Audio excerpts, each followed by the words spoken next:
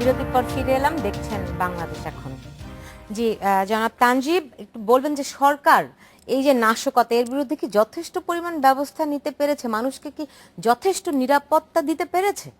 আমি এটা প্রশ্নটা উত্তর দেওয়ার আগে আমি আপনাকে আমার নিজের অভিজ্ঞতার কথা বলি। আমরা যখন ল পড়তেছিলাম তখন H.L.A. হার্ট নামে একজন জুরিসপ্রুডেন্সের ফিলোসফার ছিলেন। উনি বলতেন যে যে কোনো সিস্টেমকে যদি আপনি লিগ্যাল সিস্টেম বলতে যান, তাহলে প্রিজাম্পশন যেটা হচ্ছে সেটা হচ্ছে যে 90% লোক ওই আইনটাকে মেনে চলবে। শুধু এই যে আপনারা এত ব্যবস্থা আমরা নিই, পুলিশ বলেন, আদালত বলেন, হ্যাঁ, এগুলো কিন্তু ওই 10% ডিফাইন্ড যারা লোক আছে তাদেরকে ব্যবস্থা নেওয়ার জন্য, যাতে করে ওরা এক্সাম্পল হিসেবে তৈরি করে বাকিরা সুস্থভাবে চলে। সো এখন সরকারের কিন্তু একটা নিজস্ব সীমাবদ্ধতা আছে।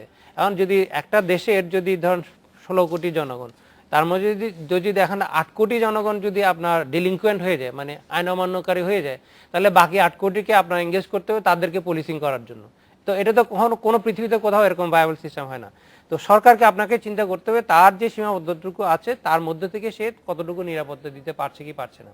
এখন একটা পার্টি তারা নিজেরাই দাবি করছে যে তাদের অনেক জনসমর্থন আছে এবং তাদের বিরাট একটা কর্মী বাহিনী আছে, এবং তারা আমরা যদিও যতই বলি না সমন্বয়হীনতার তাদের মধ্যে আছে, একটা বিষয় কিন্তু তাদের মধ্যে খুবই সমন্বয় আছে, সেটা হচ্ছে কোথায় কোথায় পেট্রোল বোমাটা মারতে হবে এবং কোথায় পেট্রোল বোমাটা মারলে সবচেয়ে বেশি হৃদয় বিদারক একটা আপনার সেটাই যদি আপনি জেনে থাকেন, আপনি যদি সেইটাই জেনে থাকেন, আমাদের এটা তো সীমাবদ্ধতা, সেটা হচ্ছে আমাদের আইন শৃঙ্খলা রক্ষাকারী বাহিনী কি করছে? আমাদের আইন শৃঙ্খলা বাহিনীর তো একটা সীমাবদ্ধতা আছে, সেটা হচ্ছে কি তাদের পক্ষে দুইজন লোক কানাকানি করে কি কথা বলছে সেটা আমাদের পক্ষে জানা সম্ভব না, আইন শৃঙ্খলা বাহিনীর পক্ষে জানা সম্ভব না। পৃথিবীর কখনোই কোথাও এভাবে সম্ভব না যে আপনি প্রিএমপ্টিভ অ্যাকশন নিয়ে আপনি একটা সন্ত্রাস বন্ধ করবেন। কারণ কেউ যদি ইচ্ছা করে যে আমি সন্ত্রাস করব, তাহলে কোনো পৃথিবীর কোনো শক্তি কিন্তু আপনি তো সব সময় আপনার বিচার বহির্ভূত হত্যাকাণ্ডের বিপক্ষে কথা বলেন।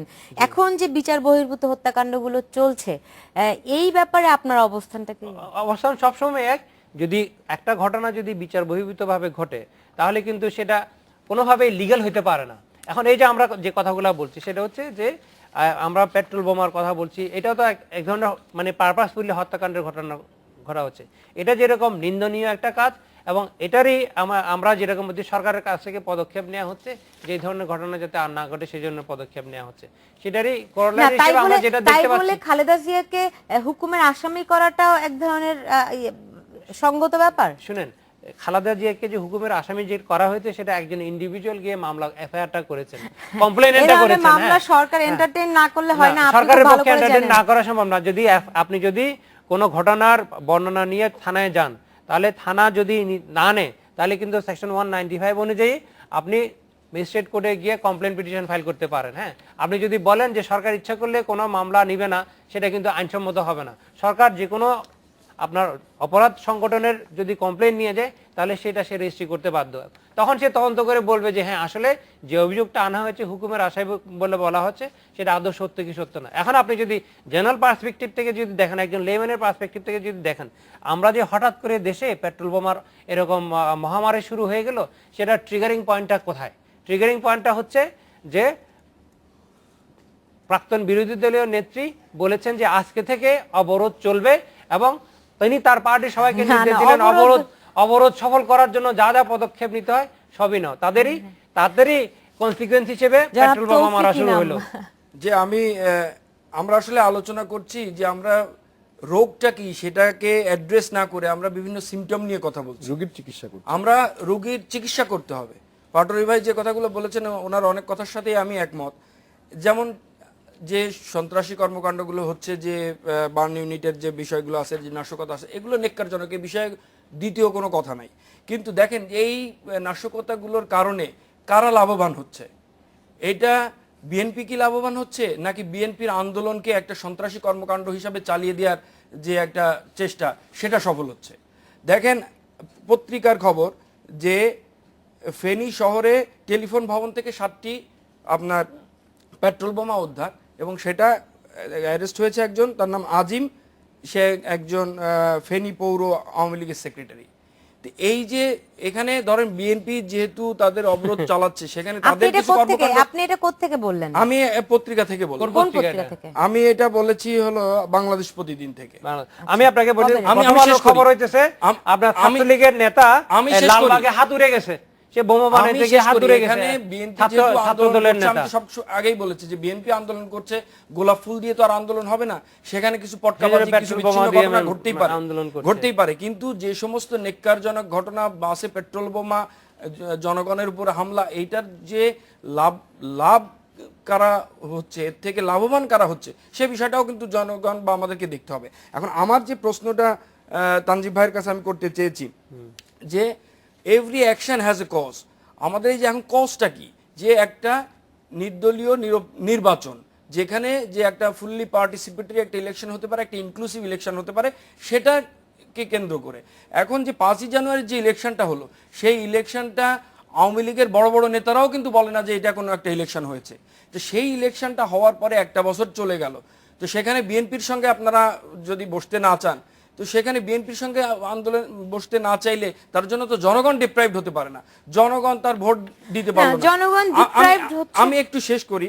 জনগণ ডিপ্রাইভড হলো কারণ ভোটার সবসময়, আমাদের বর্তমান প্রধানমন্ত্রী শেখ হাসিনা বিরোধী দলে থাকাকালীন সবসময় বলেছেন যে উনি ভোটের অধিকারের জন্য আন্দোলন করেছেন। এখন ওনারা সবসময় বলেন যে বিএনপি আমাদেরকে বাধ্য করতে পারছে না আমাদেরকে নির্বাচনে দিতে। বিএনপি বাধ্য করতে পারে নাই, বিএনপির এই ফেলিওরের কারণে কি জনগণ সাফার করবে? জনগণ তার ভোটার অধিকার থেকে বঞ্চিত হবে? আওয়ামী লীগ দীর্ঘদিন ধরে ভোটের অধিকারের জন্য রাজনীতি করেছে, তারা কেন মনে করে না যে এই ধরনের একটা নির্বাচন, বঙ্গবন্ধুর একটি দল, এই ধরনের একটি নির্বাচন নিয়ে আমাদের থাকা উচিত না? আমাদের যেহেতু এত বড় জনপ্রিয়তা আছে, আমরা যুদ্ধাপরাধীদের বিচার করেছি, আমরা একটা ফেয়ার নির্বাচন দিয়ে জনগণ আমাদের সাথে যেহেতু আছে, আমরা ভোট দিয়ে আসবো। আসলে এটা নিয়ম রক্ষার নির্বাচন এবং বিশেষ সবই আপনারা জানেন নিশ্চয়ই, কিন্তু আমার যে স্পেসিফিক প্রশ্নটা, বিএনপিকে বা অন্য বিরোধী দলকে কেন আওয়ামী লীগকে বাধ্য করতে হবে নির্বাচন দিতে? আওয়ামী লীগ একটি গণতান্ত্রিক দল, তারা ভোটের জন্য আন্দোলন করেছে, তারা কেন এটাকে ফিল করছে না যে একটা নির্বাচন? আমার ভোটারবিহীন নির্বাচন দিয়ে যদি 5 বছর কন্টিনিউ করা হয়, তাহলে তো ভোটের আর কোনো দাম থাকলো না। ভোটের অধিকার মায়া মোফাজ্জল হোসেন চৌধুরী মায়া, তিনি গতকাল বলেছেন যে জানাজা নিয়ে ষড়যন্ত্রের একটা আশঙ্কা তিনি প্রকাশ করেছেন, মানে আরাফাত রহমান কোকোর জানাজা নিয়ে ষড়যন্ত্র, মানে কি ধরনের ষড়যন্ত্র হতে পারে? আপনার কোনো ধারণা আছে মানে নাকি? লুঙ্গি পরে একসময় উনি রাজপথে কিছুদিন আগে নেমেছিলেন বিএনপিকে প্রতিহত করবেন, কালকে জানাজা নিয়ে ষড়যন্ত্র, যদি ষড়যন্ত্র হয় তা প্রতিহত করেন, আজকে রাতেই করে ফেলা উচিত, অথবা সুস্পষ্ট করে বলা উচিত কি ইনফরমেশন তার কাছে আছে যেটা ভিত্তিতে উনি এটা বলছেন। আদারওয়াইজ কথাটা নিছক একটা পলিটিক্যাল কথা ছাড়া আর বেশি গুরুত্ব পাওয়ার মতো দাবিদার বলে আমি মনে করি না। আমি যেটা ভয় পাচ্ছি সেটি হচ্ছে যে অবশ্যই এই পরিস্থিতিতে যারা পেট্রোলে আগুন দিচ্ছে, মানে গাড়িতে আগুন দিচ্ছে, মানুষ মারছে, তাদেরকে দমন করতে হবে, এটাকে আলাদা করে অবশ্যই দমন করতে হবে, যদিও কাজটা খুব কঠিন, কারণ জিনিসটি রাজনৈতিক এবং একটি ভ্যান্ডালিজমের সাথে মিক্সড হয়ে গেছে। কে করছে এটাও বের করা কঠিন। আবার দেখা যাবে যে আইন শৃঙ্খলা বাহিনীকে যদি এক্সট্রিম পাওয়ার দিয়ে দেওয়া হয় এটাকে দমনের জন্য, দেখা যাবে তারা এটাকে কোলাটেরাল পারপাসে ইউজ করবে। Power tends to corrupt and absolute power corrupt absolutely, এবং সেটা কিছু নিদর্শন আমরা দেখতেও পাচ্ছি যে আজকে অনেক আইন শৃঙ্খলা বাহিনীর প্রধানরা রাজনৈতিক বক্তব্য দিচ্ছেন। তো সেখান থেকে পাবলিক সার্ভেন্ট থেকে পাবলিককে সার্ভেন্ট বানানোর কিন্তু একটা টেন্ডেন্সি বাংলাদেশে সবসময় আছে, এবং আমি মনে করি দমন নীতিটা চালানো হলে কয়েকটি জিনিস ঘটবে। একটা সাময়িক সমাধান করে দেওয়া যেতে পারে, এক্সট্রিম দমন নীতি দিয়ে একটা সাময়িক সমাধান করা যাবে, কিন্তু বাংলাদেশে কিন্তু একটা এক্সট্রিম রাইটিস্ট গ্রুপ আছে যারা বাংলাদেশের নাগরিক কিন্তু আওয়ামী লীগকে পছন্দ করে না। এদের সাথে যুক্ত আছে কিছু এক্সট্রিম ইসলামিস্ট গ্রুপ যারা সন্ত্রাসী ছিল না, কখনো ভোটেই দিত, ভোটের রাজনীতিতেই ছিল। যখন আপনি এক্সট্রিম দমন নীতি চালাবেন তখন এই 16 কোটি লোকের একটা অংশ কিন্তু যখন ভোটের আশাটা থাকবে না, তখন বাধ্য হয়ে তারা কিন্তু সন্ত্রাসবাদে চলে যাবে, যেটা সমর্থনযোগ্য না। কিন্তু 8 কোটি মানুষ অলরেডি একদিকে আছে, সেটা বলবো না। এখানে কিন্তু প্রবলেম সলভিং অ্যাপ্রোচ, যেটা আমি বলছিলাম, যে যদি আপনি রোগের চিকিৎসা না করে অ্যাডহকিজম বেসিসে দেশ চালান, যে আমি আজকে রাতেই আমার কর্মী বাহিনী আছে, আমার পুলিশ আছে, আমার র্যাব আছে, আমি ঠিক করে ফেলবো, এটা সম্ভব, কিন্তু এখনো করেনি। হ্যাঁ, করেনি এবং সরকারের কোনো পরিকল্পনাও নাই। আপনার সরকারের তাহলে সরকার জনগণ পূর্বে সরকার দেখবে। আপনি জিনিসটা দেখেন যে সরকার কিন্তু এখনো পর্যন্ত এরকম কোনো নিরপরাধীকে গ্রেপ্তার করে নাই, যাদের বিরুদ্ধে সুনির্দিষ্ট অভিযোগ পাওয়া গেছে তাদেরকে গ্রেপ্তার করেছে, এবং যারাদেরকে গ্রেপ্তার করেছে তারা পরবর্তীতে স্বীকারোক্তিমূলক জবানবন্দি দিয়েছে, হ্যাঁ আমরা এগুলাতে জড়িত ছিলাম। আপনারা 2 দিন আগেও দেখেছেন ছাত্রদলের এক নেতা লালবাগে বোমা বানাতে গিয়ে তার একটা কবজি উড়িয়ে ফেলেছে। না ঠিক এবং, আছে, এই বিষয়গুলো সবাই জানে, রাজশাহীতেও দেখা কিন্তু গেছে আমি জিনিসটা। আমার প্রশ্নটি ছিল এটা, ব্যারিস্টার একেও আমি প্রশ্ন করেছিলাম যে তোফাজ্জল হোসেন চৌধুরী মায়া যে আশঙ্কাটি করেছেন, মোফাজ্জল হোসেন চৌধুরী মোফাজ্জল হোসেন চৌধুরী মায়া যে অভিযোগটি করেছেন যে ষড়যন্ত্রে, জানা নিয়ে ষড়যন্ত্রের একটা আশঙ্কা তিনি করেছেন এবং এর দায় খালেদা জিয়াকেই নিতে হবে, মানে আশঙ্কাটা কি আসলে, ষড়যন্ত্রটা কি তাহলে? বলছি আপনাকে, সেটা হচ্ছে যে আপনি একটা জিনিস বুঝেন যে এখন আমরা যেই লক্ষণটা দেখতে পাচ্ছি যে যেখানে মানুষ সমাগম বেশি হয়, বিশেষ করে বাস স্ট্যান্ডগুলোতে কিংবা আপনার বিখ্যাত মোড়গুলোতে হঠাৎ করে এসে চোরাগোপ্তা আপনার একটা পেট্রোল বোমা দিয়ে ছুঁড়ে মেরে চলে যাচ্ছে এবং মানুষ দগ্ধ হচ্ছে। ওনার যে আশঙ্কাটা, এটা কিন্তু মোটে অমূলক না। আমরা তো এখন যে জিনিসটা দেখতে পাচ্ছি সেটা হচ্ছে আপনার নাশকতার